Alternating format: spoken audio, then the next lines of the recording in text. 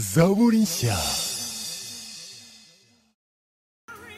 Hari abantu rero baharaniye imigisha yabo muri Bibiliya tugira ngo turebe ubuzima bwabo natwe turebe uko twabigenza. There are people in the Bible who claim their blessings, and we want to learn from their lives to see what we can do.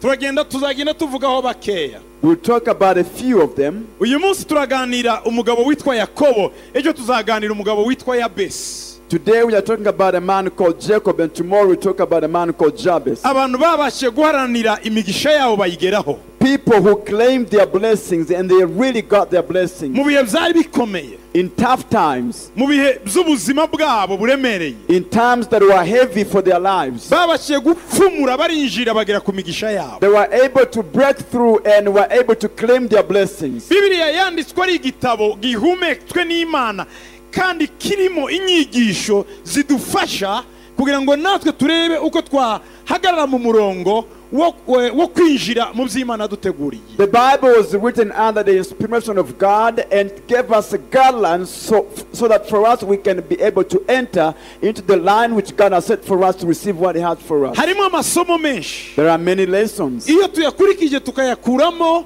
inyigisho nzima biradufasha. When we follow them and pick out lessons, we get helped.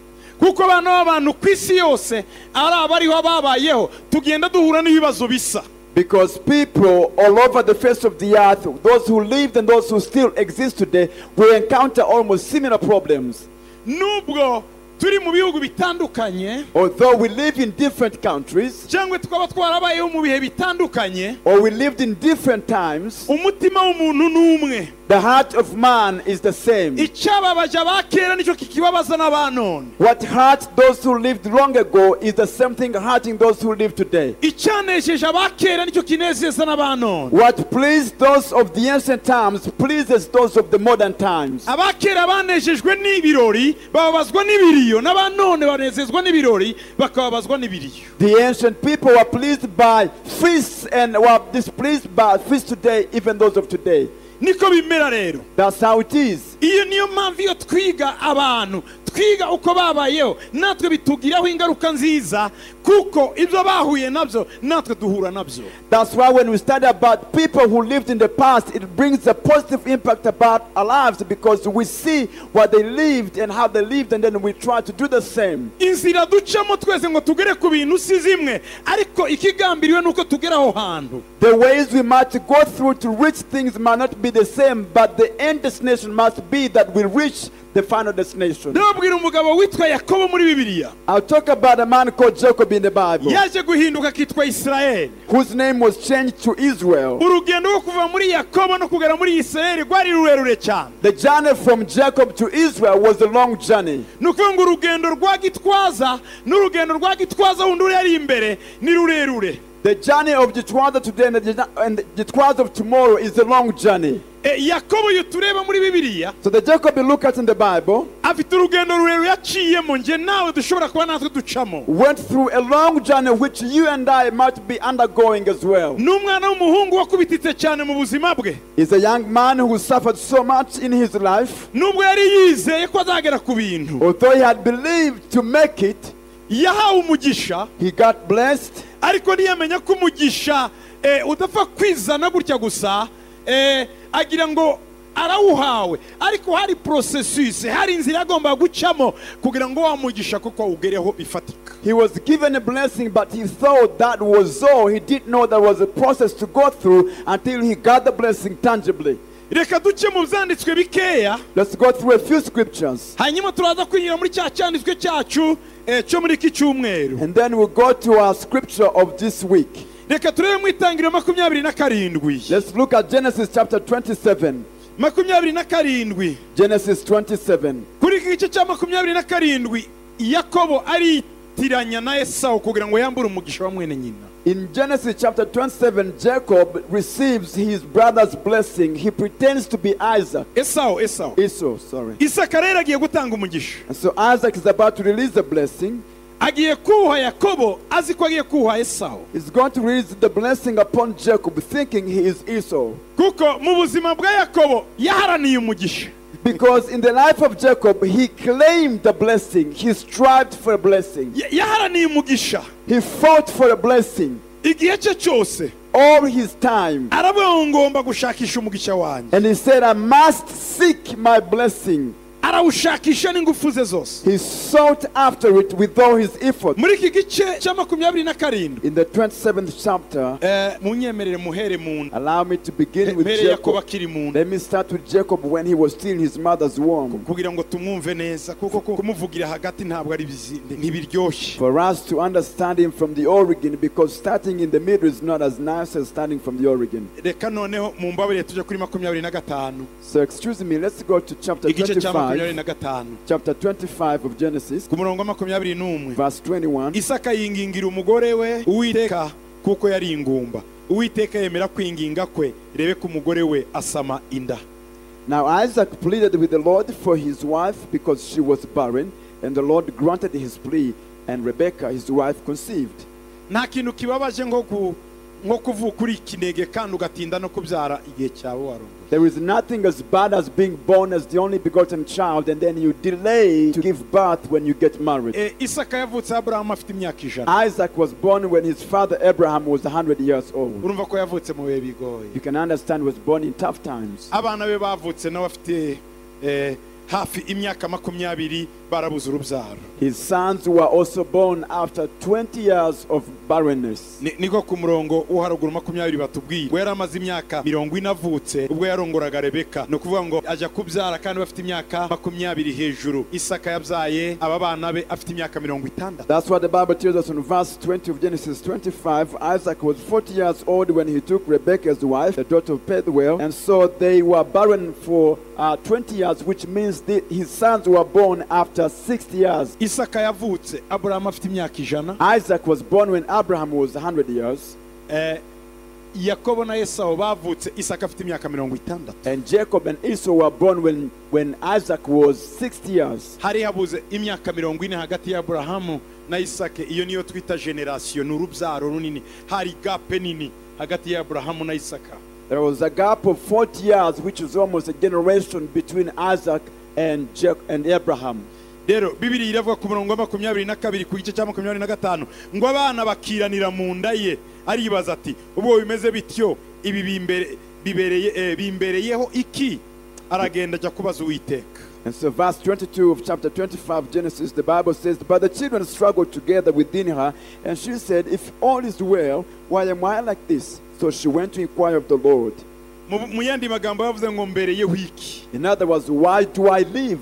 abana batangiye kurwana bakiri mu nda. The children started fighting while they were still in the womb. mu nda ya Rebeka harimo ringe abana bakubitaniramo ingumi. There was a boxing ring in Rebekah's womb.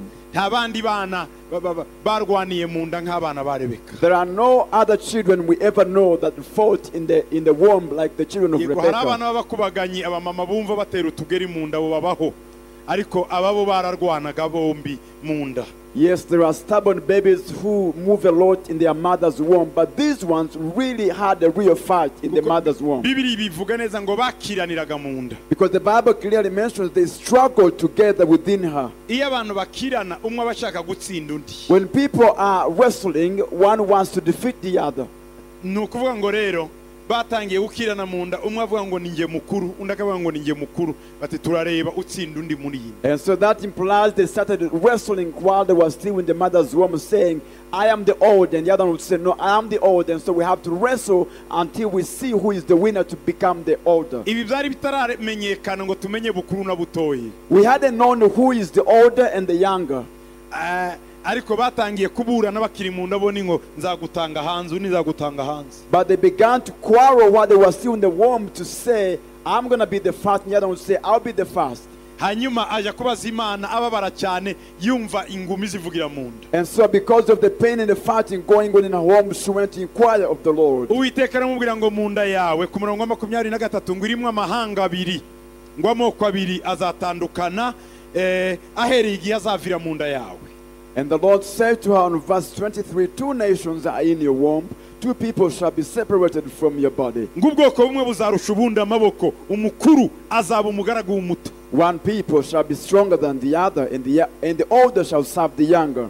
Urumva bakiri mu nda while they were still in the Imana womb, yabwiye Rebeka God told Rebecca yagiye gusenga when she had gone to pray, arira cyane crying, Imana iramubwira ngo muri wowe harimo amahanga abiri and God said to her, 2 nations are in your womb. ngo mu nda yawe harimo amoko abiri 2 people shall be separated from your body. ngo kandi azatangira gutandukana uhereye umunsi avuye mu nda yawe They shall be separated from your body from the day of their birth. ati igitangaje nuko umuto azatsinda umukuru And the amazing thing is that the older shall be stronger than the younger. ni ukuvuga ko Shall be stronger umutoya than the older. umuto The younger arimo araharanira ikintu kuva akiri muto is struggling for something right from his young age. arimo araharanira ikintu He's claiming something. arashaka gukomera He wants to be great. arashaka imigisha hakiri kare He wants blessings ahead of time. yanze kuba umurizo nubwo ari mu He nda refuses to be a tail while he's still in the womb. arashaka kuba umutwe He wants to be the head. nubwo yavutse hanyuma Although he was born after, ariko yanze kuba muto but he refuses to be the arimo younger. arabikoresha ingufu zose He's using all his efforts. arimo araharanira ubukuru He's claiming to be the older. yanze gusuzugurwa mu He buzima refuses to be down looked upon. yanze gucishwa bugufi He refuses to be humiliated. nubwo hari uwamubanjiriza izuba Although there's somebody who was born before him, ariko nawe mu mibereho aramubanziriza but in his circumstances he says, I'm going to be the first. ibi ntibishoboka This is impossible. imana imubwira iramubwira ati nuko bimeze rega And God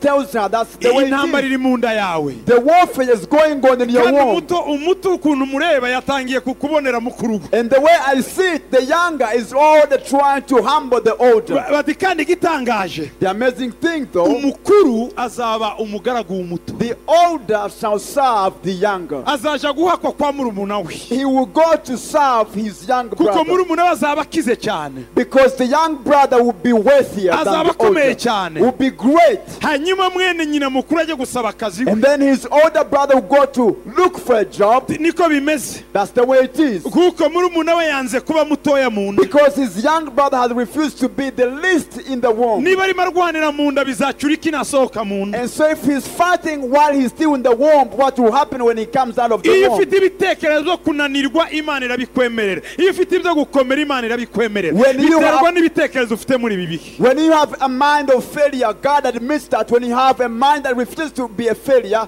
God admits. It depends on the mind you have. kuko bibiri irambwira mu gitabo cyo kubara 14:28 ngo nzagusubizwa numvishe mu gutwi umbwira Because the Bible tells me in Numbers chapter 14 verse 18, I'll answer you what you will tell me in your ears. 28 Verse 28, 14. ngo nzabakorera ibyo numvishe muvuga mu gutwi kwanjye kubara 14:28 Numbers 14:28 says, I will tell you, I will do what you tell me in my ears. iyo ukomeza uvuga ngo nuko mbayeho nabi imana irabikwemerera ugakomeza ubaho nabi iyo uvuga ngo nanze kubaho nabi imana iguha imbaraga ukabaho neza When you say, look, I live a bad life, you repeat it, God says, okay, go ahead with your life. But when you say, I refuse this life, God will bless you and change your lifestyle. akanwa kawe kakuburanira akanwa kawe kakurwanirira akanwa kawe kagutsindishiriza akanwa kawe katumutsindwa biterwa n'ibyo ugashizemo. Your mouth can plead your case, your mouth can vindicate you and can justify you and can condemn you. It depends on what you bring out of your mouth. uyu mwana Yakobo akiri mu nda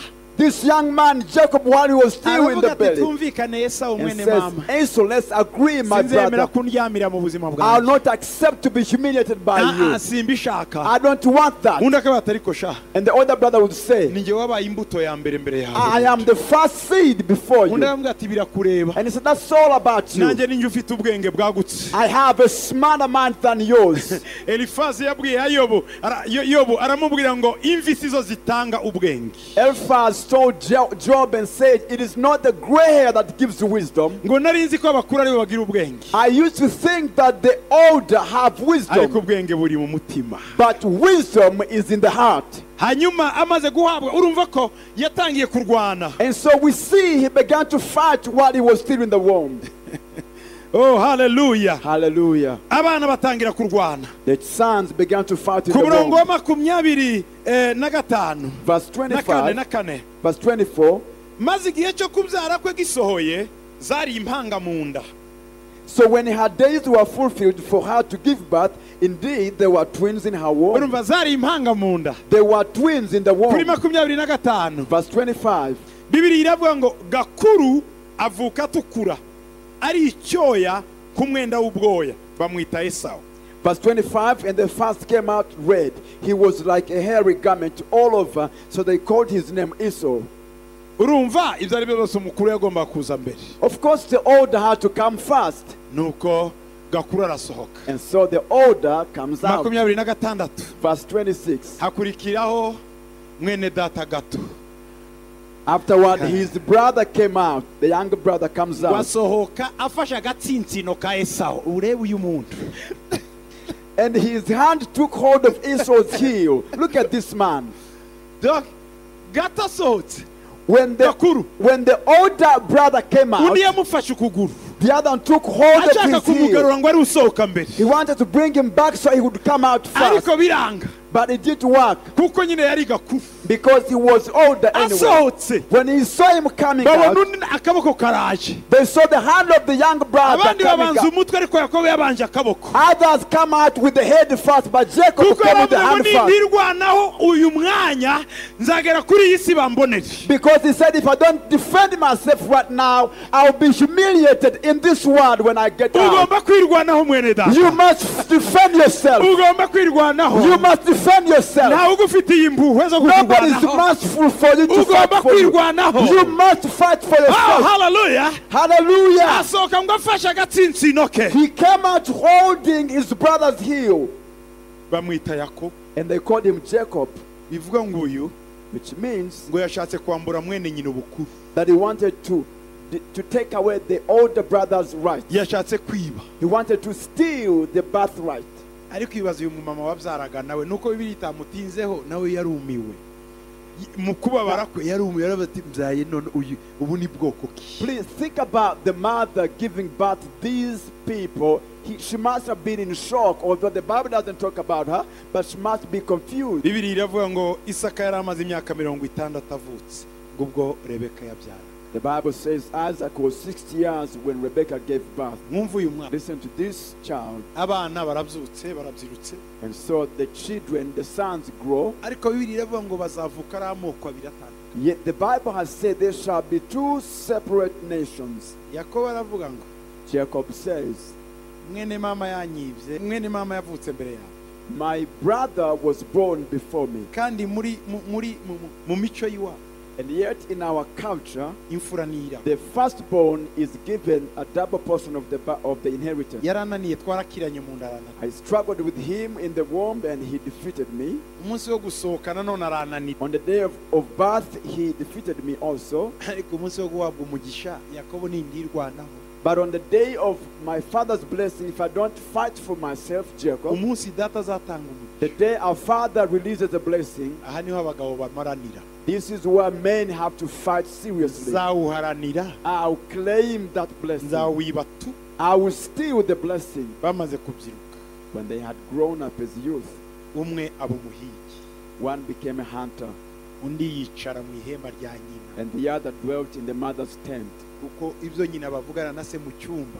Because what? Ntabizi. Ariko ni umutima wanjye nifata uwa mama nzamenya amabanga nyinshi. Because although I don't know what the mother and the father talk about in the bedroom, but as long as I get the heart of the mother, I have everything. Esau yajya guhiga. When Esau went to hunt, Yakobo akajya kuvomera nyina amazi. Jacob would go to fetch water for the mother Akaza akabwira nyina utugambo twiza. and would come and tell Esau was the mother, Mama nta kintu ntuma. Mom, don't you need anything else? Nyina akamutu. And the mother would send him again Kugeza igihe Yakobo yabaye umwana wa nyina. until Jacob became a son of the mother. Icyiza cyose nyina yumvishe. Anything good that the mother had, Icyiza bagiye kubona. anything they're about to get, Akagiha Yakobo. she would give it to Jacob. Undi yazaga yikoreye imbuzi impyisi. The other one would Yarushe come with yananiwe. the other one would come with the hide skins of the wolves and hyenas, Ntacyo yitayemo mu rugo. not caring about anything at Nyina home. adashobora kumutuma. The mother could not send him for anything. Nyina akamureba yikoreye impongo batari kuyo. And the mother would look at him coming with the meat, Amaraso muri wo hose. blood all over his body, Ananiwe. tired, Avuga nabi. speaking rudely Kubera stress. because of stress. Hanyuma Yakobo kakegera nyina ngo mama ndahari. We And ntugire ikibazo. Jacob would come slow to the mother and say, Mom, I am here. Never Niba mind. ari uguharanira imigisha yawe kubaho ugomba kwiga uburyo bwose. If you must claim your blessings, you must learn all possible ways. hari abantu bavuga ngo njyewe wowe ki icyo ushaka niba ugishaka wowe bibanza birambike hasi. If you know what you want, learn to be so nice. Don't just go like anyhow you are. hari abantu There are people badashobora kugira kumigisha kuko batazi guca bugufi imbere y'abayibagezaho. who cannot get to their blessings because they don't know how to humble themselves before those who do answer them to their blessings. kuko namaze gusobanukirwa ko muri iyi si Because I've understood that in this world, hari inzego urwego Imana yashyizeho wuririraho. iyo urwo rwego rusuzuguye uguma hasi. there is a ladder which God has established for you to climb going high. Once you despise that ladder, you will always remain below. Yesu yaravuze ngo Jesus said, ng'umwana w'umuntu azahagarara the Son of Man will stand, ngo abamarayika bamumanukeho abandi bamuzamuke. and angels will descend and ascend on him. nibyo Yakobo yabonye That's what Jacob saw igihe yari i Beteli, when he was at Bethel. ngo abone urwego He saw a ladder, abamarayika bazamuka abandi bamanuka. angels descending and ascending. C'était prophétique. It was the prophetic. uriya muntu That man, uzamwitondera be careful with them. aho urimo ujya Yakobo Where you're going, Jacob, uzitonde. be careful. uriya muntu ni urwego rumanura kandi ruzamuka. He is the ladder that goes up and comes down. kubera uburakari Because of anger, hari byinshi tubura. there's so much that we lose. murifuza guharanira imigisha. Do you want to fight for your blessings? hari uburyo ugomba kwigisha ururimi rwawe, imirebere yawe, imivugire yawe, imikorere yawe. There is a way you need to tame your language, your perceptions, and your conduct. tuzahura n'abamarayika mu isi, uzahura n'abantu kandi abo bantu bafite uko batekereza bidahuye nawe. wowe wiga amayeri gusa kugira ngo ubane nabo. You will not meet angels in the world, but people, and you need to learn how to live with those people. kuko Because uwo muntu that person yashiriweho mu gihe nk'icyo mu buzima gusa bwawe ngo umwurireho ugere aho ugere, nurangiza uzabone basi guta urwo rwego, ariko wageze aho ugere. that person came in your life at such a time for a purpose. At least try and first climb by them, and then maybe when you get up there, you can throw away the ladder. mwigeze kumva ahandi bavuze ngo Zakayo yongera kujya mu giti? Have you ever had any other place where Zacchaeus was climbing a tree? yakigiyemo rimwe gusa, He climbed the tree ntiyongeye once. kugisubiramo. He never went back to the muzi tree. Zakayo Do you know Zacchaeus? yari umukire. He was wealthy. ikindi Another thing, yari umuntu ukomeye mu karere kose bari bamuzi. he was a great and popular man in the whole region. kwemera kujya mu giti umuntu w'umugabo uzwi, To accept to climb a tree, a man of renown, kuko Yesu avuga ngo Zakayo manuka, because when Jesus says Zacchaeus come down, abantu bose baravuga ngo biratangaje Yesu agiye kurara kuriya muntu. everybody marveled and said, how can Jesus go to his Yesu house? aravuga ngo mumureke nawe ni mwene Aburahamu. Jesus said, leave him alone, he's the son of Abraham. yarazwi He was known kujya mu giti for him to climb a tree agasuzugurwa akanya gato, and be despised for a moment. ntiwabigereranya na Yesu kurariwe. Cannot be compared to Jesus spending the night in his house. hari isoni z'igihe gito umuntu yemera kugira ngo ugere mu cyubahiro cy'imbere. There is a temporary shame that you accept for you to achieve a long-lasting glory. hari ikimwaro cy'umwanya muto, There is a temporary shame, ariko ugera i Kanani aho Imana but yaguteguriye. which will lead you to Canaan where God has predestined for you.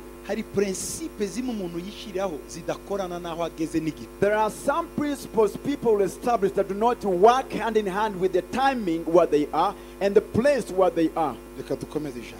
Let's continue with the word. Yakobo abana na nyina, Jacob lived with his mother, Esau aba umuhigi. and Esau became a hunter. umunsi wo gutanga umugisha, On the day of the blessing, papa atanga amakondisiyo, the father gave conditions. data atanga kondisiyo. The father gives conditions. ahamagaye Esau. He summons Esau. yari afite ikibazo cy'amaso, He had a problem of eyes, the father, ariko yari afite ubwenge. but he had wisdom. ntiyarebaga neza, yari ashaka, His eyes were dim because of age, ariko yari azi ijwi ry'umwe. but he knew the voice of his sons. aramubwira ngo And he said, Esau, Esau, jya guhiga go to hunt, w'ikinyamaswa bring a prey, unteke, and cook for me, ndye and I will eat. ninijuta When I'm satisfied, ndakubwira ndaguha umugisha I will tell you, I will give you a blessing. kuko iminsi yanjye yo kubaho ku isi irarangiye. Because my days here on earth are over. afashe umuheto we, He took his bow, afashe icumu rye, took his spear, afashe imvumba ye, took his bag, agiye mu ishyamba muri He- nyungwe heads off to the wild, to the forest gushaka umuhigo. to hunt for a prey. ibyo byose byavuzwe rebeka ari aho. All that was said when Rebecca was there. rebeka bati umugisha w'umwana wanjye And Rebecca says, my son's blessing, ngomba kuwuzanira umwana wanjye. I must bring it upon my son. kubera iki? Why? yakobo yari yaragize umwanya munini wo kumufata umutima. Jacob has spent time to capture the heart of the mother. iyo wafashe umutima w'umuntu wafashe n'ibye. When you capture the heart of a person, you capture everything they have. abantu benshi bananirwa no gufata imitima yabo. Many people fail to capture the heart of people. hari abantu birirwa bademisiyona avuyemo kadavuyemo kuko yananiwe gusa gufata umutima. There are people who always resign day after day from their job because they have simply failed to capture their heart. ese kuza ukaramutsa pato ukavuga ati databuja muraho, To come and say, hello, my boss, what would that do to you as a ejo harm? ukagenda And tomorrow you leave. umenya ko ari anniversaire ukajya databuja ngavuga kandi When you know it is their birthday, you come and say, here is the birthday hari card. ikibazo kiri. Is that any big deal? mana ndasaba ngo nzamure. Lord, I pray that you promote me. umuntu uzagukorera dosiye yo kuzamuka ukaza ukamucaho gutyo ukamureba ugati And yet you come to the person who is supposed to bring in your case so that you can be promoted. You simply look down on them and pass away. mu mugoroba ukaza mwami mba poromosiyo. In the evening, you come here and say, God, give me a promotion. uko baharanira umugisha si uko. That's not the way they strive for a blessing. kuko Because umuntu wese akunda kumushima every person likes to be admired, cyane cyane iyo ari shefu. especially when they are your boss. ibyo abantu ntibabizi People don't understand that principle. cyangwa se barabizi ariko bishiriyeho prinsipe zituma badatera imbere. Or perhaps they know the principle, but they have other principles they have set up that affect their promotion. simvuze ngo mugomba guhakwa kugira ngo mubeho, no no no. hari ibikwiriye, hari honore zikwiriye senyeri, niko na Yesu yarabivuze ngo I'm not- umutware wese akwiriye icyubahiro cye. iyo umuntu ari shefu wawe nubwo yaba ari iranki makuru mwubahe, n'Imana yamushyizeho se tu mwubahe.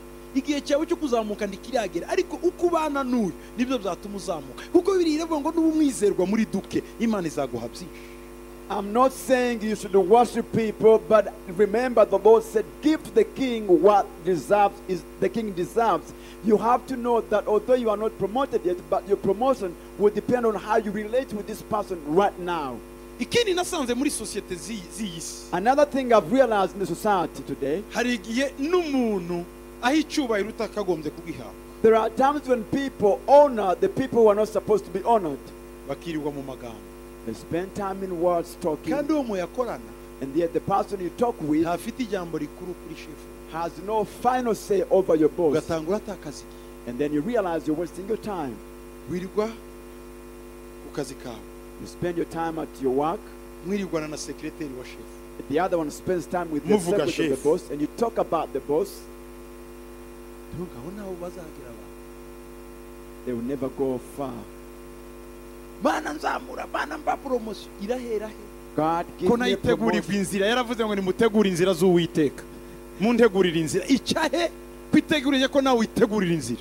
God give me a promotion. God exalt me. Where will that promotion come through? Because God is a God of ways. He says, prepare the way of the Lord. icyari cyarazanye yohana w'umubatizi misiyo ye gusa imwe kwari ukubwira abantu ngo bategure inzira y'uwiteka. The only mission of John was to tell people, prepare the way of the Lord. Ntiyazuye Just one umuntu. mission. He never raised the dead. nubwo yari yambaye umwuka wa Eliya, Although he had the Holy Spirit, ntiyazamutse mu ijuru nka Eliya, he never ascended to heaven like nubwo yari afite Elijah. umwuka we, Although he had his yari spirit, azanwe gusa n'ijambo he had just come for one ngo word. nimutegurire Imana inzira, Prepare the way of God ibona ibyo ikora naho hica. for him to find a way of doing what he wants to do.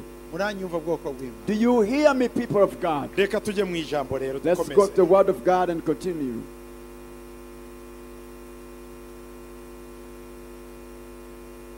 nyina aramubwira ati dore uko ubigenza, amwereka formule y'uko abigenza. And his mother tells Jacob what to do. He gives him a formula. She gives him a formula. Nyina aramubwira tumva, baga intama wambare uruhu rwayo. The mother told him, go and slaughter a sheep and put on the skin of the sheep. Amwigisha amayeri. She taught him all the tricks. Hanyuma umwana aragenda. Then the lad goes Aravuga ngo data umuhigo nawe uzanye. and says, Dad, here is the hunt. Murongo wa 21.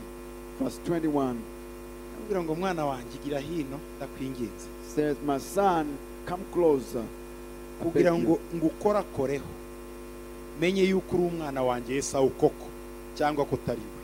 Now Isaac, Muzehe yarapfuye amaso ariko ntiyarapfuye amatwi. now Isaac pleaded with the Lord for his wife. The old man, 27 21 27 chapter 27, nageze verse, kure nibagiwe kubabwira aho. chapter 27, verse 21, the Bible says, Itangiriro 27 21. Genesis chapter 27, verse 21, then Isaac said to Jacob, please come near that I may feel you, my son, whether you are really my son Esau or not. Yakobo yegera Isaka. So Jacob went near to Isaac, his father. Yegera Isaka se aramukorakora hanyuma aravuga ati ijwi ni irya Yakobo ariko ibikonjo ni ibya Esau. And he felt him and said, the voice is Jacob's voice, but the hands are the hands of Esau. Yakoze kuko Yakobo ntabyo yagiraga ku maboko ariko Esau yarabifite. Undi nawe aza yakwiciye intama yambaye ubwoya bw'intama. Yakora kumva ni Esau. Ariko si ijwi ko ryaba ari irya Yakobo. Muzehe haravangirwa mu myaka. Undi cyo yashakaga niki ndaharanira umugisha. Warancitse mu nda ya mama ubyukuri gakuru. Uyu nguyu umugisha nanjye ndawutwara. The father touched his skin to feel his skin because he was old and his eyes were dim, because Jacob had no hair on his skin, but he had killed and put on the skin of the goats on his body. And so when he touched him, he felt the hair, but the voice was Jacob's voice. And so he said, Jacob was saying, I failed when we were getting born, but this time I must get my blessing. Verse 23. Ngo ntiyamenya uwo ari we kuko ibikonjo bye biriho ubwoya nk'ibya mukuru we Esau nuko amuhesha umugisha. And he did not recognize him because his hands were hairy like his brother Esau's hands, so he blessed him. Yamuhaye umugisha wose. He gave him all the blessing. Nta na kamwe yasize. He never left anything behind. Nukuvuga ko muri mu mutwe wa Isaka tiharimo Yakobo. And so that means that in the mind of Isaac there was no Jacob at all. Ukubundi imfura yasimburaga se. Because normally the firstborn would be the successor of their father. Yahaga imfura byose yarangiza imfura nayo ikazamenya bene nyina. The father would give everything to the firstborn, and then the firstborn would take care of the other siblings. Nicyo cyatumye Yesu ku musaraba akuramo mu mwanya ukomeye w'umubabaro n'umwanya wo mu mwuka yararimo, yita ku muryango aravuga ngo Yohana uzamenye uriya mubyeyi uzamenye Yohana, kuko Yesu yari umwana w'imfura kandi apfuye nyina adafite uzamwitaho, amuha Yohana. That's why Jesus on the cross, in his deep pain before he died, he said to John, John, behold thy mother, and to Mary and say, Mother, behold thy son, because Jesus was the firstborn and he was going to die and nobody was going to take care of Mary. Let's go faster. The blessings he gave him. And he came near and he kissed him.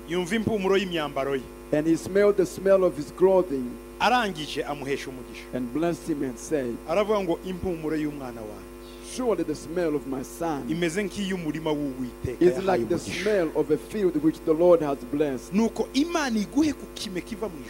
Therefore may God give you of the dew of heaven, of the fatness of the earth, yaramuhaye imigisha yose yo mu ijuru amuhaye n'iy'isi. He had blessed him with the blessings of heaven and the blessings of the earth, Imana iguha imyaka y'impeke myinshi na vino nyinshi. and plenty of grain and wine. 29. Verse 29. Amoko agukorere, Let people serve you, amahanga akwikubita imbere, and nations bow down to you. utware bene so. Be master over your brethren. Urumva? Do you get this? Bene so bose babe abakozi bawe, Let all your brethren be your servants, bene nyoko bakwikubita imbere. and let your mother's sons bow down to you. Uzakuvuma wese azavumwe, Cursed be everyone who curses you, uzakwifuriza umugisha wese azawuha. and blessed be those who bless you. Bivuze iki? What does this Esau mean? nagaruka ari buvume mwene nyina, nawe arahita avuma kuko umugisha wama. When Esau comes back, he's going to curse his young brother, and the curse will fall back on his head as well. Iyo uri mu Rwanda n'umuntu uzi guharanira umugisha, When you're arakuvuna fighting with cyane. somebody who knows how to claim their blessing, you'll be in trouble. Ndabasaba ngo mwige kuzana umugisha wanyu utendetse ahantu. I Usaba ask, Imana iguha ubwenge. I ask you to ask God to give you wisdom so you can download your blessing that is Kuko hari lying imigisha somewhere. yawe iri ahantu, Because you have some blessings lying ariko hari somewhere, ahantu iboheye. but they are bound somewhere. Yihamagare mu izina rya Yesu. Call upon them in the name of Reka Jesus. dukomeze histoire mwumve uko Let's bimeze. continue the story. Isaka arangije guhesha Yakobo umugisha kuri 30.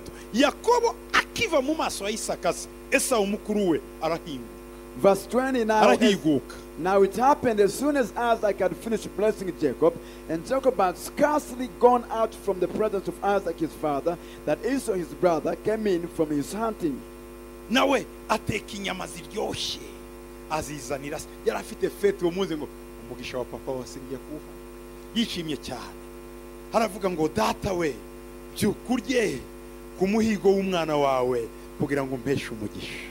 He also had made savory food and brought it to his father, and said to his father, Let my father arise and eat of his son's game, that your soul may bless me. 32. Verse 32. Isaka aramusubiza ngo urinde, aramusubiza ati ndi umwana wawe w'imfura Esau. And his father Isaac said to him, Who are you? So he said, I am your son, your firstborn Esau. Ngo Isaka ahinda umushyitsi. Then Isaac trembled Ahinda exceedingly. umushyitsi mwinshi cyane. Aravuga ngo ninde wahize umuhigo akawunzanira, kaba nariye kuri byose utaraza, kamuhesha umugisha kandi koko azanawuhabwa. Then Isaac trembled exceedingly and said, Who? Where is the one who hunted game and brought it to me? I ate all of it before you came, and I have blessed him, and indeed he shall be blessed. Esau yumvise amagambo ya se, aboroga umuborogo mwinshi w'umunyamubabaro, abwira se ati nge nanjye mpesha umugisha, data niwe wambyaye mpesha umugisha. When Esau heard the words of his father, he cried with exceedingly great bitter cry, and said to his father, Bless me, me also, O my father, Data wambyaye, O my father, tabara umpe umugisha. bless me. Aramusubiza ati murumuna wawe yazanye uburiganya yiba umugisha wawe. But he said, Your brother came with deceit and has taken away your blessing. Aramubwira ati yewe Yakobo ni Yakobo koko, izina ni ryo muntu. And Esau said, Is he not rightly named Jacob? For he has. Yakobo rirasobanurwa ngo nuwinjira undi cyangwa uriganya undi. And Esau said, Is he not rightly named Jacob? For he has supplanted me these 2 times. He took away my birthright, and now look, he has taken away my blessing. Ubu ni ubwa kabiri andiganya, yankuyeho ubutware, dore none nkuyeho n'umugisha. Ahubwo bwari ubwa gatatu, yahereye mu nda amufashe akaguru. Bukeye undi avuye guhiga ashonje, aramubwira ngo mpa ubutware bwawe kubera inzara arabumuha, none kandi amutwaye undi mugisha. It was actually the 3rd time, because the first time was when they were getting born, he came holding his heel. The second time was when he had come from hunting, Esau coming from hunting, and he was hungry, and he told his young brother, give me food and I'll give my birthright, and he sold it to him. And now this is the third time. umva ngo arongera Esawu aramubaza ati nta mugisha wansigiye. And he said, this is Esau saying to his father, and he said, have you not reserved a blessing for me? Isaka asubiza Esawu ati dore namuhaye kugutwara, muhaye gutwara bene so bose nabamuhaye kuba bagaragu, kandi namugaburiye vino n'imyaka y'imbeke, nagukorera iki mwana wanjye, byose nabitanze. Then Isaac answered and said to Esau, indeed I have made him your master, and all his brethren I have given to him as servants. With grain and wine I have sustained him. What shall I do now for you, my son? Verse 38. Esawu arongera asubiza asa nta mugisha n'umwe usigaranye data. And Esau said to his father, have you only one blessing, my father? Ntako wasigaranye. You don't have any little blessing remaining. Je nanjye mbesha umugisha data. Esawu araturikaranye. Bless me also, O my father. And Esau lifted up his voice and wept.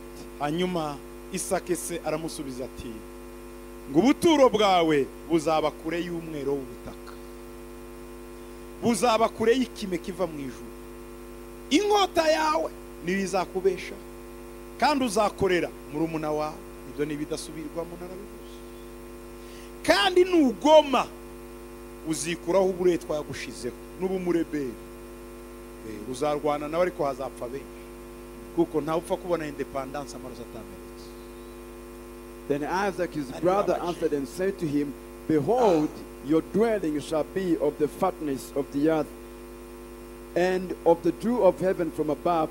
By your sword you shall live, and you shall serve your brother. And it shall come to pass, when you become restless, that you shall break his yoke from your neck. Because nobody ever gets independence on a silver platter. You have to shed blood. It was painful. Esau says, we will lose this blessing, all of us. Let me just wait for my father to die. I'll take an ambush against my young brother, like what Cain did to Abel. He organized and planned for that. I want you to listen to this word. It is powerful.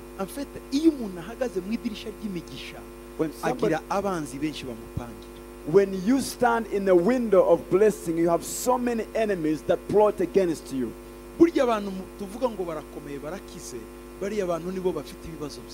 The people we say are great and are worthy, they have the most problems.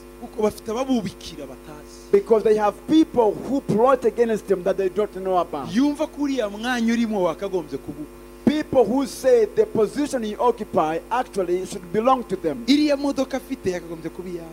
car that you drive should be mine. The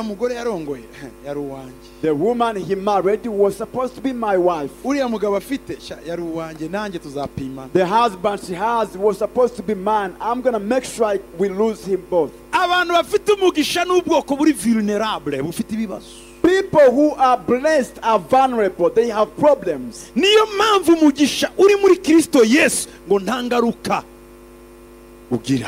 That's why the blessing in Christ Jesus, he has no sorrow. Hallelujah. Hallelujah. It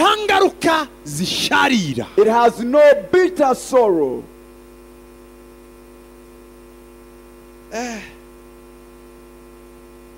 muri make Yakobo arahunga arabimenya, nyina kandi amwibira akabanga bati hunga namenya amakuru. In short, the mother tells Jacob, you need to run away. I've got news that they are going to kill you. Mama ndajahe.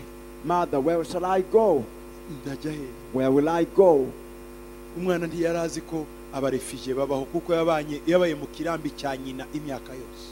The lad did not know how refugees survived because he had always been in the house of the mother. Yari umwana watese ntiyarazi imbere n'inyuma. He was a spoiled son because he didn't know anything out or outside. But he had purposed in his mind to be a great man. inama nakugira. And the mother advises her and says, Mfite iwacu I have a family mu gihugu cy'Iharani, in the land of Haran, mu mudugudu w'Ipanadaramu. in the city of Padanaram. Mfite musaza wanjye Labani. I have my brother Laban. Hungira kwa nyokoro. Run to your uncle's house, Kuko biragoye Esau kuzagusanga. because it is difficult for your brother to come and find you there. Umwana arebanye na nyina And the young man looks at his mother aramusezera. and bids farewell. Ikintu yari yitwaje gusa The only thing he goes with ni inkoni. is a stick. Arahaguruka He rises and goes, yibaza ibi bintu ibyo ari byo. wondering what had happened. Imigisha ndimo nshakisha kugiye kunkora. The blessings I'm running after almost having me dead. Ngiye hehe kazi? Where am I going? Agera mu gihugu cy'umusenyi, He comes to the land of sand, mu gihugu cy'ubutayu. in a wilderness, Buba burije izuba rirarenga. and the sun set. N'umuruho mwinshi n'inzara nyinshi. With all stress and hunger, Araryama. falls to the ground and falls asleep. Umutwe awuseguza ibuye. And he uses a stone as a pillow. Nubwo ari mu manyanga, Although he's in mistakes, Imana yarebye ukuri kwari mu mutima. God saw the truth in the heart, Ko yari yaranze kuba umurizo. that he had refused to be the tail, Yari yiyemeje kuzaba umutwe. determined to become the head. Twaremwe kuba imitwe. We were created to be the head.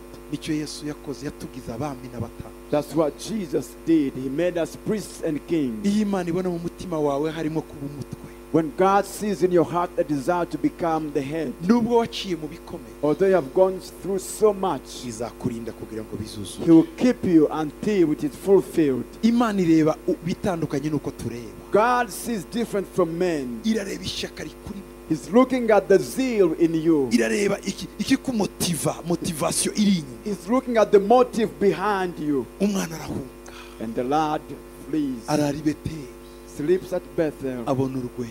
and he sees a ladder. Abamarayika bamanuka, Angels descending, abandi bazaba. others ascending. Arebye abona hejuru y'urwego, When he looked on the top of the ladder, Imana yicayeho.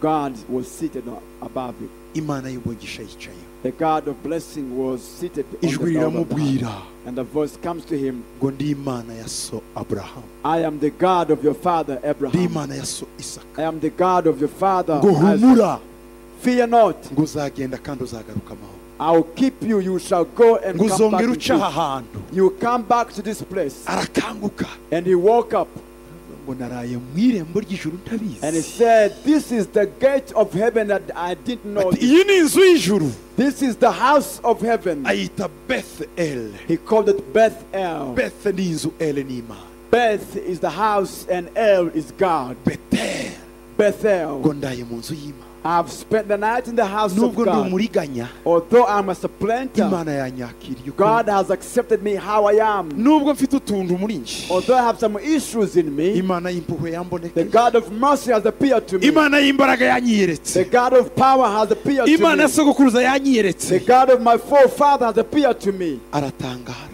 And he was amazed. haravuga ngo Uwiteka ari aha hantu ntabizi. And he said, the Lord is here and I didn't know. Arazinduka kare, Woke up early in afata the rya morning. buye yarayiseguye, He took the stone that he had made the pillow ararishinga ngo ribe inkingi ry'urwibutso, and established the monument for memorial. hanyuma risukaho amavuta ya And then elayo, he poured the olive oil upon it ahashira inzu y'Imana, and established the house of God ayigira umuhigo ukomeye. and made a great vow there. Aravuga ngo Imana nibana nanjye, And he said, if God will be with me ikandinda muri uru rugendo ndimo, and keep me in this way that I'm going, ikajima ibyo kurya n'ibyo kunywa and give me bread to eat and clothing to n'ibyo put on, kwambara, and clothing to put on, kazagaruka kwa data amahoro, so that I come back to my father's house in peace. Uwiteka azaba Imana yawe. Then the Lord shall be my God. N'iri buye nshinze ahantu, And this stone which I have set as the pillar nzahubakaho eglise, shall be God's house. a nzahashira church. inzu y'Imana. I shall establish God's house here. Nguko nzajya umba umugisha ku byo mfite byose, nzajya gutangira kimwe cyacu. And of all that you give me, I will surely give a tenth to Aha yari you. atangiye kuvumura ya migisha yibye. He was now beginning to take away the curse from the blessings that aravuga believe. ngo nzubaka inzu yawe. He says, I'll build your house. Icya kabiri, Number 2, nzajya ntanga icyacumi mu kintu cyose mbonye. I'll give you a tithe from everything I earn. Imana iravuga ati sasa And God said, now, umugisha w'uyu mubwana the blessing of this man, ngiye kuweza, I'm going to sanctify it. ngiye kuweza. I'm going to sanctify it. Ntibyari byoroshye, It wasn't easy. ntibyari byoroshye. It wasn't easy. Agenda urugendo, And so he embarks on a journey ahinguka kwa nyirarume, and arrives at his uncle's house. amenya ko ari umwana wa mushiki we. And his uncle learns he is his sister's son. Yari afite abakobwa beza, He had beautiful yari afite maids. Leya, He had Leah, yari mukuru akagira umuto witwa Rasheli. who was the older, and the younger Rachel. Bibiliya ivuga ko Leya The Bible says yari afite Leah amaso atabengerana, was not very attractive in her eyes, ngo ariko Rasheli yari mwiza mu maso, but Rachel was very beautiful in her face, asa neza. and she was beautiful. Hanyuma Yakobo ajya kwa nyirarume. And then Jacob goes to his uncle's house. Nakunze mubyara wanjye Rasheli. I have fallen in love with my cousin Rachel. Icyo gihe cyari kitaraba ikibazo, It wasn't a problem at the time kuko abantu bari bakeya ku isi. because people were still few in the world. Imana yatangiye kwibaburiza mu butayu igihe cy'amategeko ya Mose, ariko icyo gihe wari ushoboraga kurongora uwo muvukana, kuko Sara avukana na Aburahamu kwa nyina. God had not started forbidding people marrying their closest family relatives because people are still few in number in the world, because Sarah is a sister to Abraham from his stepmother. Niyo mpamvu yavuze ngo ni mushiki wanjye. That's why he had said, Sarah is my sister. Ntiyabeshye, He had not lied. ariko ukuri kuzuye But the full truth, nuko kuba umugore nibyo byarotaga kuba mushiki we muri icyo gihe. being a wife was greater than being a sister at the time. Si byo se? Isn't that so? Nuko ariko byari bimeze. That's the way it was. Yari mushiki we. She was Abraham's Rero sister. kurongora mubyara we byari ibintu byoroshye. And so for Jacob to marry his cousin was not a serious thing. Ndabizi ko mu muco w'ikinyarwanda bigoye cyane. I know in Rwandan culture it is not easy. Kurongora mubyara biribaho. Is it normal to marry your cousin? Bamwe ntibabyemera, abandi ntibabyemera. Some do not accept, others do. Bene nyina wabo, ba nyina bavukana ntibibaho, ariko yari umwana wo kwa nyokorome birashoboka. Okay, It is possible if it is your uncle's noneho mumeze maternal, nk'abayahudi nta kibazo. if it is your maternal's child, uncle's child, it is okay. You are like Jews. Umva uko byabaye rero. So this is what happened. Umunsi wo kumuzanira umugeni, The day of bringing his histoire bride, murayizi, bazana nde? you know the story. They brought who Rachel. first? Rachel. Pardon, Leya. Leah first. Nyuma y'igihe After some time, amenya ko atari we. he realized she wasn't the right Ndaramubwira bride. ati biroroshye cyane, And they told him, it is easy. ugomba kunkorera imyaka indirindwi, Serve me for another 7 years. kuko imyaka irindwi yakoze Because the 7 years he had served, yarimo akorera brother, umugore nta salere. he was working for a wife, not any salary. Arangije imyaka irindwi, After 7 years, ariko dore kontra bakoranye na Labani. this is the contract they had with Laban. Yaramubwiye ngo ndamuguha Rasheli He said, I'll give you Rachel niwongera indi myaka irindwi. when you work for another 7 Ni ukuvuga years. ngo urankorera imyaka 14 In other words, you must serve me 14 years kugira ngo nguhe abagore gusa. for me to give you wives Nta alone. gafaranga, nta gatama, nta gahene. No penny, no goat, no sheep. Urakorera gusa abagore. You simply have to work for wives. Umva rero aho histoire itangirira kuryoha. Now this is where the story gets better. 30 kuri 30 kuri 25 turi kumwe. Chapter 30 verse 25. Are we Abagabo ba together? kera bakoreraga abagore, The men of the old times had to work for wives. ariko abubu bariyumvikanira ubuzima bugakomeza. But today they have to agree and life goes on. Okay. Ku murongo wa 25 igice cya 30, Chapter 30 of Genesis verse reka 25. nihute gatoya. Let's go faster. Rasheli amaze kubyara Yosefu, ubwo yari amaze kubyara abandi 10 bose, urumva arimo arabyarira kuki kubuja arimo akora, arimo arabyarira ku mbago. Wa muntu wahawe umugisha, ubuzima bwarahindutse, yabaye umugaragu aho kuba umutware. urabyumva neza arimo arakora rero ngo abyaye Yosefu Yakobo abwira abana ati sezerera ngende njye iwacu mu gihugu cyawe hari umwana ubyara agahindura amateka. And it came to pass when Rachel had born Joseph, this is after giving birth to other 10 sons, and now remember Jacob, who was blessed to be the head, is now somehow serving, he's a servant instead of being a master. And so when it came to pass, when Rachel had born Joseph, then that Jacob said to Laban, send me away that I may go to my own place and to my own country. There are some children you give birth to and they will turn around your history. cyangwa se hari ikintu byara muri wowe hari igitekerezo byara muri wowe ubuzima bugahinduka. Or sometimes there is an idea that you conceive and you bring out and life becomes different. Ndakwifuriza kubyara Yosefu muri ibi bihe kugira ngo kose y'ubuzima bwawe kurse y'ubuzima bwawe hinduke. I wish you to give birth to Joseph in this season so that the course of your life will be turned around. Aramubwira kuri 26 ngo mpa abagore banjye n'abana banjye nagutenderagaho nigendere kuko uzi gutenda nagutenzeho. Verse 26, give me my wives and my children for whom I have served you, and let me go, for you know my service which I have done for you. Mpa abana banjye Give me my children n'abagore banjye and my wives, subira iwacu that I may go back to my aba nibo country. nakoreye gusa. I have served for this alone. Reka ntahe Let me go home iwacu. to my place, my country. Agiye afite abagore n'abana He goes with wives and children, nta butunzi. no wealth.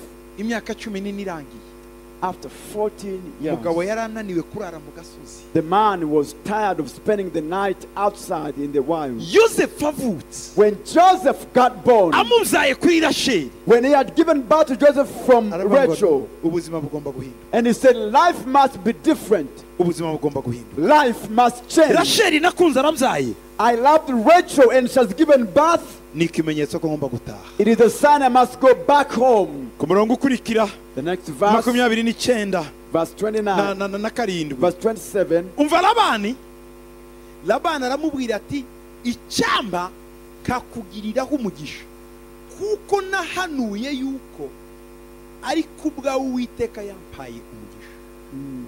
And Laban said to him, please stay if I have found favor in your eyes, for I have learned by experience that the Lord has blessed me for your sake. Namenye neza nitegereje ibintu. I have learned by experience Nubwo uyu mwana ari umukozi wanjye, that although this young man is my nubwo servant, namuruhije mu buzima, although I have troubled him in life, ibintu byanjye bitera imbere. my things prospered. Ni ukuvuga ngo gutera imbere kwanjye biradepanda n'uyu It musore. means my prosperity depends on this young man. Murekure. Should I release him to No. go? No way. Reka mwinginge duhindure kontra. Let me beg him so that we may review the contract. Tega amatwi. Listen to me carefully. Hari ahantu uri There is, abantu bagahabwa umugisha ariko wowe gukomeza uri umuretwa. there is a place where you are, and people in that place continue to be blessed, but you remain as a slave. Ntibiteguye kukwirukana They are not ready to fire you kuko bahanuye bamenye neza because they have learned by experience ko wowe niwe utuma babaho. that you are the reason for their existence. Abapfumu barababwiye ngo The sorcerers told them, uriya niwe utuma mutera imbere. he is the one who makes you prosper. Abahanuzi barababwiye ngo Prophets told them uriya niwe utuma ibintu bicamo. that he is the one who causes things to work for you. None ko yabimenye, And now that he has discovered it, reka duhindure kontra nawe. let's amend the contract. Kuri 28 Verse 28. aramubwira ngo nca ibihembo nzaguha nzajya mbitanga ariko ntugende. Then he said, name me your wages and I will give it to you, but you don't have to leave. Umva nkubwire, Listen to me. hari ubuzima umuntu abamo ugasanga urimo urateza abandi imbere ariko udatera imbere. There is a life somebody will live and you realize they cause others to prosper, but they themselves never make any progress. Mwicarana wamuha ibitekerezo ejo akaguca wagutera ivumbi kandi ari we wamuhaye igitekerezo wowe ugakomeza muri rya vumbi. When you sit with them, they'll give you ideas, but before you know it, they begin to fly around. And you remain themselves. Haven't you ever seen such people?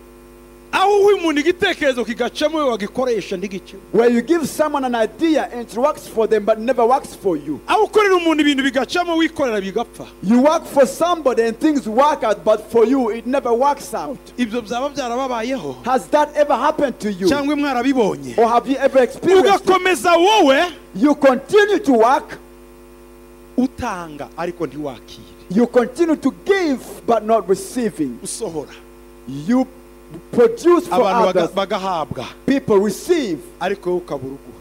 but you have none to give you. bibaho It happens in life. uyu mugoroba Tonight, nagiye kubabwira ngo ibyo bigomba kurangira. I came to tell you that must end.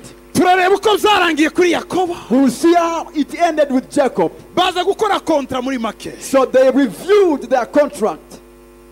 ndimo ndarwana n'amasaha yacu I'm fighting with our time, kugira ngo ejo nzavuge kuri Yabesi. so that tomorrow we'll talk about Jabez. Oh my God. 29 aramusubiza ngo uzi ko nagutenzeho kandi uko amatungo yawe yabaye nyaragira kuko yari ufite ntaraza yari make none yarororotse aba menshi cyane Uwiteka yaguhaye umugisha aho naganaga hose none nzabona ryari ibitungisha urwanjye rugo. So Jacob, verse 29, said to him, you know how I have served you and how your livestock has been with me. For what you had before I came was little, and it has increased to a great amount. The Lord has blessed you since my coming. And now, when shall I also provide for my own house? Muri bukinyigisho kera nabigishije bivuga ngo kuva kwa Labani. Remember the teachings I taught you long ago about leaving Laban's house. Zari bivuye kuri iri jambo ngo urwanjye rugo nzarwitaho ryari. It was from this word that says, when shall I also provide for my own house? Urwawe rugo ndurwitaho ariko inzabibuza abandi uzitaho niko umukobwa w'umushunamikazi yavuze. You don't care about your own vineyard, but you care about others' vineyard. That's what the Shunammite girl said. Bangize umurinzi w'uruzabibu rwabo urwanjye sinarwitaho. They made me a keeper of their vineyard, but I never cared about my own vineyard. Nyuma y'ibihe baza kumvikana. And so after times they made a consensus. Aramubwira ngo intama nizibyara iribara zizaba izanjye nizibyara iribara zizaba iryawe. Barabyemezanya. And they agreed and said, when the sheep give birth to this color, there shall be yours. When they give birth to this color, there shall be mine. Ariko bukeye siko byagenze. But later that's not what happened. Intama z'ibara rya Yakobo ziba nyinshi kuruta iz'abana. The sheep of the color of Jacob became more than those of the color of Laban. araza ati duhindure. Laban came and said, let's change. Izaburiya ririya bara arizo zibiryawe zijya zanze kubyara nyinshi nanjye bati uko niko bimeze atari izo ntuva hana abana bano baremera babigize gutyo kandi iza Yakobo ziba nyinshi iz'abana ziba nkeye. He said, let those that are not productive be yours, and those that are productive be mine. When they switched, the production also switched to Jacob's favor. It wasn't easy.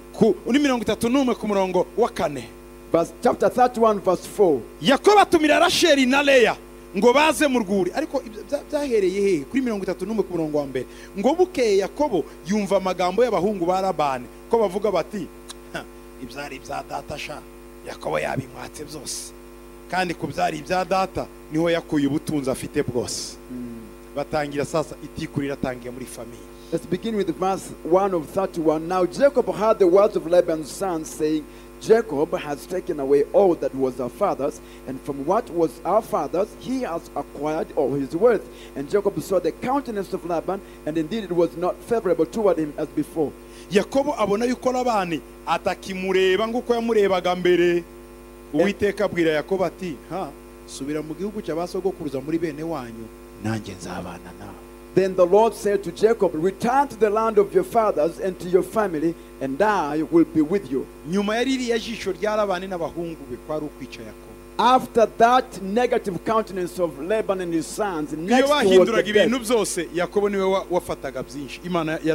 Whatever changes they made, they favored Jacob because God would increase his livestock. Yakobo atumira Rasheli na Leya ngo baze mu rwuri aho umukumbi we uri. Arababwira ati nabonye so atakindeba nguko yandeba. Barabwira abagore be uko yandebaga mbere ariko Imana ya data ihorana nanjye. Ku murongo wa 6 nubwo yari yaribye yarazi Imana. Namwe muzi yuko nakoreye Yesu uko nashoboye kose. Arimo arabwira abagore be ku murongo wa 7, kandi so yagiye andiganya ahindura ibihembo byanjye incuro 10. Murumva uyu mugabo bakoranye, ariko Imana ntiyamukundiye kugira icyo antwara. Yambwira ati iz'ubugondo nizo zizaba ibihembo byawe, umukumbi wose ukabyara iz'ubugondo. Yambwira ati iz'ibihuga nizo zizaba ibihembo byawe, umukumbi wose ukabyara ibihuga. Uko niko Imana yatse so amatungo ye ikayamba. Hallelujah! So Jacob sent and called Rachel and Leah and said to the field to his flock and said to them, I see your father's countenance, that it is not favorable toward me as before, but God of my father has been with me. And you know that with all my might I have served your father, yet your father has deceived me and changed my wages 10 times, but God did not allow him to hurt me. If he said thus, the speckled shall be your wages, then all the flocks bore speckled. And if he said thus, the streaked shall be your wages, then all the flocks bore streaked. So God has taken away the livestock of your father and given them to me. Yarafite abagore bumvikana. He had Nawe. wives who had a consensus with him. Iyo ushaka kugera kure wumvikana n'umugore. When you want to go far, agree with your wife. Kuko iyo utabikoze ugira akaga mu nzira. Because when you don't do it, you have trouble on the way. Bagabo bagenzi banje muri twumvikane n'abagore. So my fellow men, let's agree with our wives. Ndabarahiye. I swear to you. Twumvikane n'aba bandi Imana duhaye. Please, let's agree with these people God has given us. Aha. Umva uko bivugwa ku murongo wa 31:14. Verse 14 of chapter 31 Genesis. Bamaze kubabwira ko se Imana yamwambuye ibye ikabimuha. Uko bavuze ngo Rasheli na Leya baramubaza bati mu rugo rwa data hari umugabane cyangwa ibyo tuzaragwa tugifiteyo. Bibagiwe se bakunze umugabo arakundwa nawe. Hallelujah!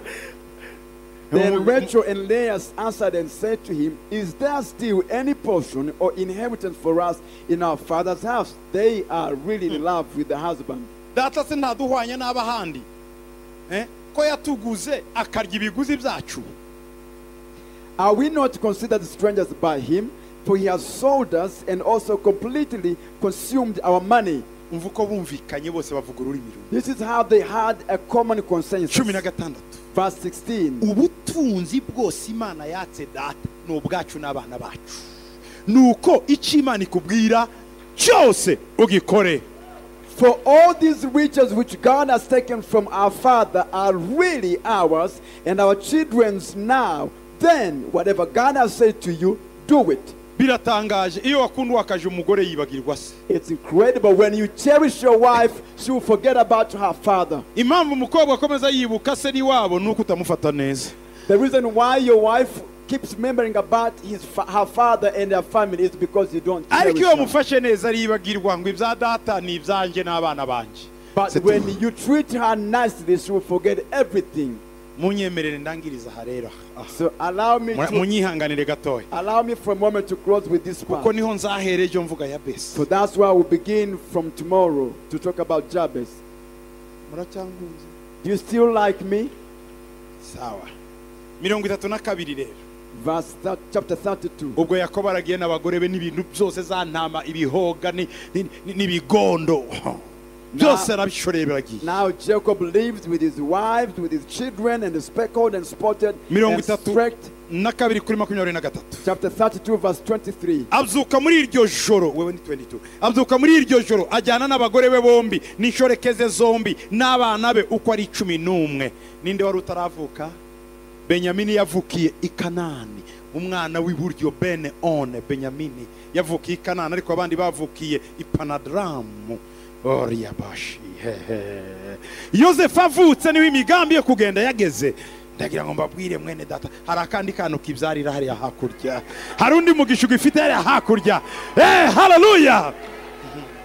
Chapter 32 verse 22. And he arose that night and took his 2 wives, his 2 female servants, and his 11 sons, and crossed over the ford of Jabbok. 11 sons, that means the 12th was born later, which is Benjamin, the son of my right hand. There's another child you need to give birth when you get to the promised land, your Canaan. nguko ari 11 bambuka icyambu cya Yaboki. Bibiliya iravuga 24 ngo arabajyana abambutsa uwo mugezi, yambutsa n'ibyo yari afite byose. 25 ngo Yakobo asigarayo wenyine. He took them, sent them over the brook, and sent over what he had. Then Jacob was left alone.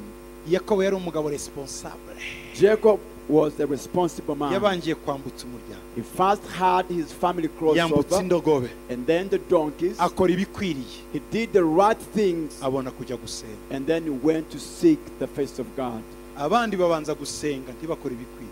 Others first pray and not do the right things. Banza utegure mu rugo, umenye ko abana bariye, umenye ko iziteguye, umenye ko ibintu byose bimeze neza, ubone kujya gusenga. Reka gucurika ibintu. First prepare everything in your house, make sure children have food, make sure everything is in order before you go to pray. Don't turn around things the other way. Ngiye mu masengesho wakubuye inzu. I'm What's going the to kubuye pray. inzu? Have you swept the house?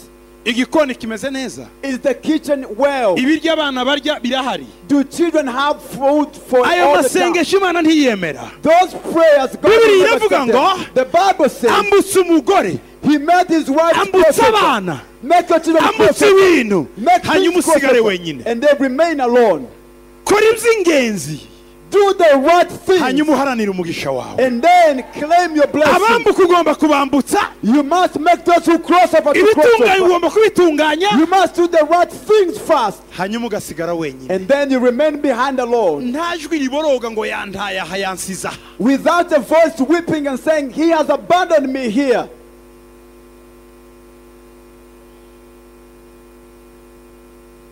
Murabizi muri ibi bihe ababuze akazi kose bajya mu Mana. You know, today all jobless people end up in God. Uwananiwe byose aba pasiteri. All who have failed everything, they end up becoming a pastor. Bongo. Nothing. Banza twereke ibyo wagezeho, twereke ibyo wakoze, twereke uri we, ubone gusigara wenyine. Imana ikwizere. First show us your achievements, what you have done, your exploits, and then God will trust you. Simbyanze ko Imana yaguhamagara. Of course, notwithstanding, God can call you, Ariko banza utunganye but first put things in ibigomba order. gutungana. What is not in order. Numara kubishyira ku murongo, When you have put them in order, usigare wenyine. remain alone. Ndakubwiye nubikora I tell you, when you do that, uzamanura.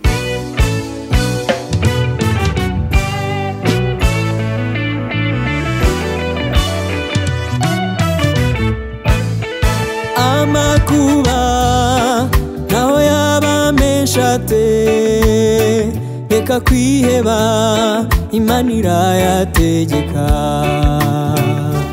Amakuba naho yaba menshi ate, reka kwiheba Imana irayategeka. Amakuba naho yaba menshi ate, reka kwiheba Imana irayategeka. amakuba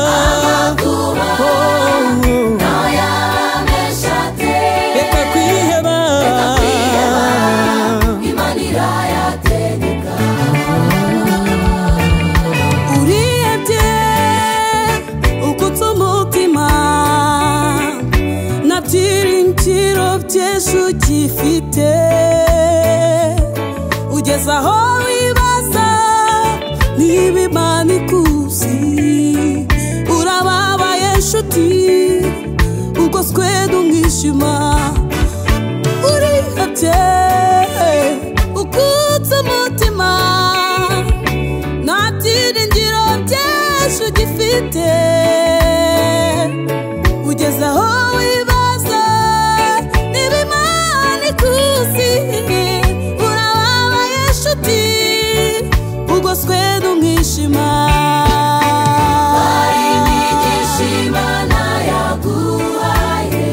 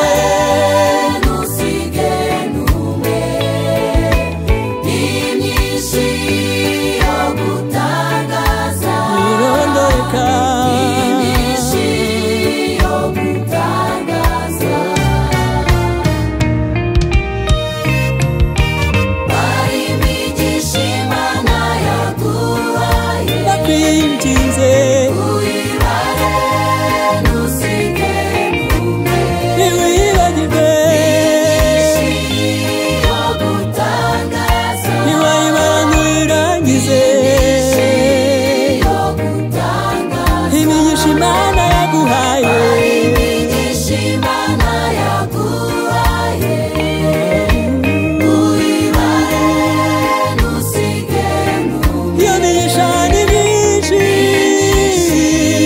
yagutangaza ni myinshi cyane